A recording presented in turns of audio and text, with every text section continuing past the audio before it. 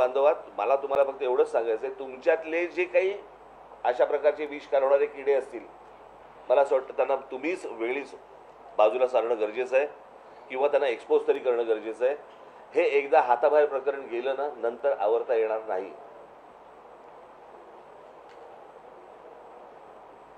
म्हणजे कालचा जो प्रसंग झाला तुमच्या ह्याच्यातला कुठला, बीडला, त्याच्यात 3 पत्रकार सापडले तर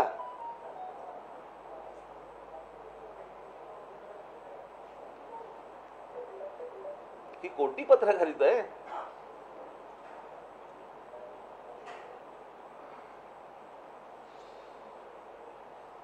सो मला असं वाटतं की मी हा सगळा दौरा पूर्ण करून मी आता मुंबईला जाईन. 20 तारखेला माझा विदर्भाचा दौरा सुरू होईल. बघू काय विघ्न आणतात ते, आणि ते विघ्न त्यांच्या गळ्यात कशी घालता येतील ते आम्ही पाहू. संविधान बदलण्याचं जे मुद्दा तुम्ही मांडता ते भाजपच्या खासदारांनी सुरुवातीला भाजपवाले तर म्हणतात की फेक नॅरेटिव्ह विरोधकांनी सेट केलं. नाही, मी त्याशी बोललो ना, सोलापूरला पण हेच सांगितलं की भारतीय जनता पक्षाच्या एका माणसाने नाही सांगितलं, 4-5 लोकांनी सांगितलं. तेव्हा बोलून झाले ते. काही असतात मूर्ख, त्याला काय करणार तुम्ही. पण ती गोष्ट त्यांना शेवटपर्यंत खोडता नाही आली. तुम्हाला आठवत असेल शिवतीर्थावरचं, शिवाजी पार्कवरचं माझ्या भाषणामध्ये मी तेव्हा पण हे बोललो होतो की संविधान बदलणार नाही, हे तुम्ही स्पष्ट करा. आठवतं ना तुम्हाला? मी त्या भाषणामध्ये सांगितलं होतं मी, पण ते शक्य नाही झालं त्याला. मराठा आरक्षणाबाबत सध्या मराठा आरक्षणाबाबत तुम्ही जे वक्तव्य केलंय ते महाराष्ट्राला समजलं नाही बहुतेक, आणि सर्व राजकारण्यांना सुद्धा बहुतेक ते कळलं. जे काही संधी आहेत त्या पोरांना दिल्या गेल्या नाही म्हणून हे पोरं आपले रोजगारासाठी तडफडतात. हे विरोधकांनी समजून सुद्धा न समजण्याची फक्त भूमिका घेतली. मला असं वाटतं विरोधकांच्या आधी पत्रकार, मराठा समाजाला आरक्षणाला राज ठाकरेंचा विरोध, ही पहिली बातमी कोणी लावली ना, तिथून पुढे गेलं ना सगळं प्रकरण. राज ठाकरे विरुद्ध मराठा समाज, ह्या बातम्या कोणी लावल्या? म्हणजे पहिल्या बातम्या इथून आल्या, बरोबर आहे. आणि मग बातम्या आल्यावरती ज्यांना जे हवं होतं किंवा ज्यांनी जे सांगितलं होतं त्याप्रमाणे त्यांनी बातम्या लावल्या, ते समोर आलं, उघड झालं. म्हणजे मला एका गोष्टीचं समाधान आहे या अख्ख्या दौऱ्यामध्ये की ह्यांचं नेमकं काय चाललंय हे किमान उघड झालं. आणि ह्याच्या पुढे ते काय करणार आहेत ना, हे आता लोकांना कळेल.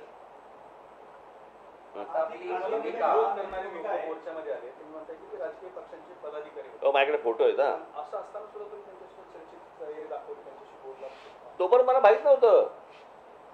ते पहिल्यांदा जेव्हा झालं ना त्या धाराशिवला, तोपर्यंत मला काहीच माहित नव्हतं. मला वाटलं, मी त्या खाली ते काही घोषणा देत होते म्हणून मी खाली आलो. म्हटलं या वरती बोलायचं ना माझ्याशी, वरती या.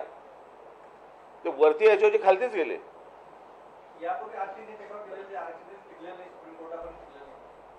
मला बघा, प्रश्न असा आहे, मला एवढंच म्हणायचं आहे, हा आपण ज्याला आपण आर्थिकदृष्ट्या जो मागासलेला आहे त्याला वरती आणलं पाहिजे असं सगळ्यांची इच्छा आहे ना, समजा माझी इच्छा आहे. मी शरद पवारांची मुलाखत घेतली होती पुण्याला, काढून बघा.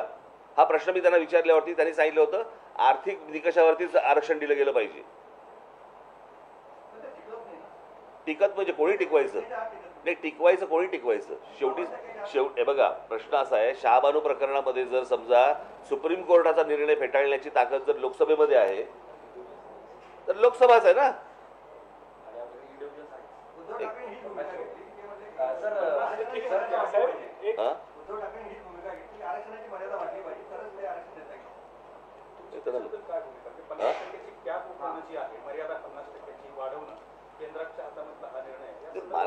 मला असं वाटतं की खरी गरज कोणाला आहे ना ते पहिलं तपासणं गरजेचं आहे. कळलं का? हे तुम्ही टक्क्यात जाऊच नका. या टक्क्याला काय अर्थ आहे? आरक्षणाचे वादे केले जातात. आरक्षणाच्या बाबतीत सुद्धा त्यांनी असाच पद्धतीचा मागच्या निवडणुकीच्या आधी त्यांनी वाद केला, त्यानंतर 5 वर्ष तसाच राहिला. भाजप सुद्धा या जातीय राजकारणाचा वापर करते असं वाटतं तुम्हाला? केलाच ना, त्यांनी पण केलंच की.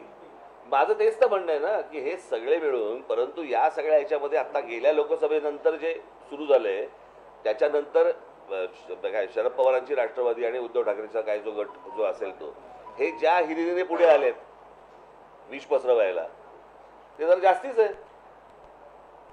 बरं साहेब, लोकसभा निवडणुकीच्या वेळेस एक मिनिट त्याच्यात तुम्ही जे सुधारणा करणार त्याची सुधारणा चालू आहे.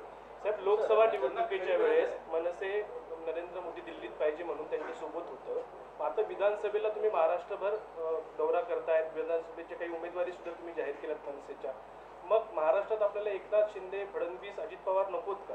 प्रश्न असा आहे ना, काय आहे, 3 लोकांची एक कंपनी आहे, त्यांचे स्टेक ठरलेले नाही आहेत. कुठून चौथा पार्टनर घेणार? महाराष्ट्रात खरी गरज ज्यांना आरक्षणाची खरी गरज ज्यांना आहे त्यांना दिलं पाहिजे. म्हणून मराठा समाज ही आरक्षणाची मागणी करते, तर त्यांना आरक्षणाची गरज आहे असं तुम्हाला वाटतं का? जो गरीब आहे त्याला असणारच ना, कळलं का? मराठा ते मराठा काय आणि कोणी काय, तुम्ही कशाला त्याच्यात फोड करताय? मी आत्ता हे जे पत्रकार आहेत ना, इथे समोर उभे आहेत, बरोबर आहे, इथे उभे राहा आणि सांगा यांची जात कुठची. सांगता येईल का यांची जात कुठची? सांगता येईल का? नाही ना. आपण कशाला फोड करतोय? त्या जातीचं आंदोलन सुरू आहे म्हणून. हो, पण म्हणूनच माझं तेच म्हणणं होतं. आता मागच्या वेळेला पण मी आठवत असेल तर तुम्हाला, जरांगे पाटलांचं आंदोलन चालू असताना तिथे बोललो होतो ना मी. होतात ना तुमच्यापैकी कोणी तिकडे? की तो टेक्निकल प्रॉब्लेम आहे. आणि जर कसं आहे, हा फक्त महाराष्ट्रातल्या मराठा समाजाचा विषय येत नाही. एक जर विषय आला तर बाकीच्या राज्यांमधल्या जे इतर जाती आहेत त्यांचाही विषय येतो भर, आणि ते बाकीच्या राज्यांमध्ये कोणी काढायला तयार होत नाहीयेत. जातीय मतांचं राजकारणच सगळे पक्ष डोळ्यासमोर ठेवतात. सगळ्या पक्षांचा एकच अजेंडा असतो, जातीय बघा, माझं असं म्हणणं आहे, माझं सांगणं कोणाला आहे? राजकीय पक्षांना नाही आहे. माझं सांगणं समाजाला आहे की हे जे विष कालवत आहेत, या विष कालवण्याला तुम्ही थारा देऊ नका, एवढंच फक्त माझं म्हणणं आहे. कारण ह्याच्यामधले काही जे मुठभर आहेत हे फक्त हे तुम्हाला सांगतो, 3.5 महिन्यानंतर ना हे कोणी नसणार. यांचं काम आटपलेलं असेल.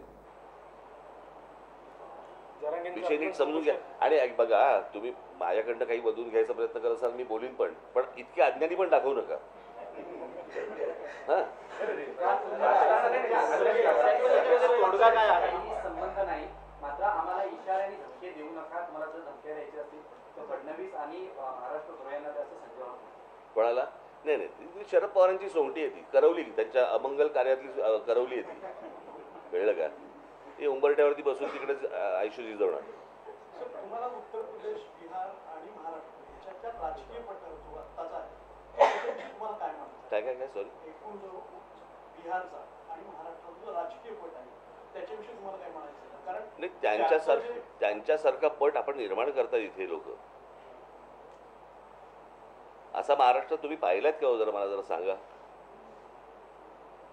तुमच्यातलं आता माझ्याकडनं काय वधून घेणं आणि तुम्हाला काय छापणं बिपणं हा जरा आपण बाजूला सारू, पण एक पत्रकार म्हणून तुम्ही इतकी वर्ष या सगळ्या फील्डमध्ये आहात, मराठवाड्यामध्ये आहात, असा होता का हो महाराष्ट्र?